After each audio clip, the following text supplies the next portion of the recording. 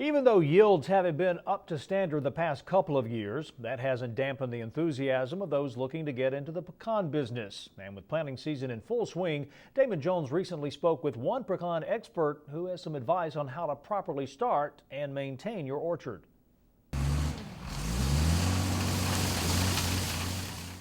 Before you can get this, you first have to start out with this. And right now, planting season is underway for pecan growers around the state who are looking to cash in on an industry that has remained relatively steady. It's a reason the demand for these trees remain at an all-time high. Well, the price for pecans has stayed pretty good for the last few years, and with other commodity prices being down, there's continued to be an interest in planting pecans, and we continue to have a pretty good number of trees going in the ground. Once you decide to get into the business, picking the right variety is the first and most important decision you'll have to make. And the biggest factor to consider when making a choice is time commitment, as some varieties take more effort than others. Variety selection is a big part of planting an orchard, because once you make that commitment and get those in the ground, you're kind of stuck with it. So there's several things a grower needs to consider when choosing a variety. Probably number one is how much time are they going to be willing to spend managing this variety. While it might sound like common sense, just how far into the ground a tree is planted will determine how successful it will be in the future. Probably the most important is to not plant those trees too deep.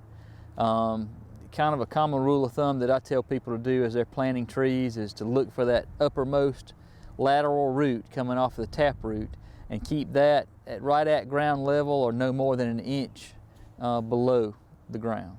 Once the tree is in the ground, properly maintaining the orchard is paramount, as the first year is the most important one for the tree. Well, the first year, the main thing that you need to do is keep weeds away from those trees and keep good soil moisture. You don't want to let them dry out. Ideally, a grower would have irrigation on those trees, and mainly the key components that first year are just keeping the weeds off of them and providing good soil moisture. And don't expect your orchard to look like this anytime soon, as growers must show plenty of patience when starting off in the business. You're usually looking at anywhere from 5 to 8 years getting those trees into production, and it depends a lot on the care that those trees get after they're planted. It's advice to remember, as trying to rush the process will affect your yield in the long run. One of the key things I think also is to not over-fertilize that first year. A lot of growers, as soon as they plant those trees, they want to get them into production as soon as possible. They just need to keep in mind that no matter how much fertilizer they put on them, they're not going to have nuts that second year. So the first year, they just mainly need to work on building up the phosphorus, potassium, and zinc, and not worry so much about the nitrogen. Reporting from Tifton, I'm Damon Jones for the Georgia Farm Monitor.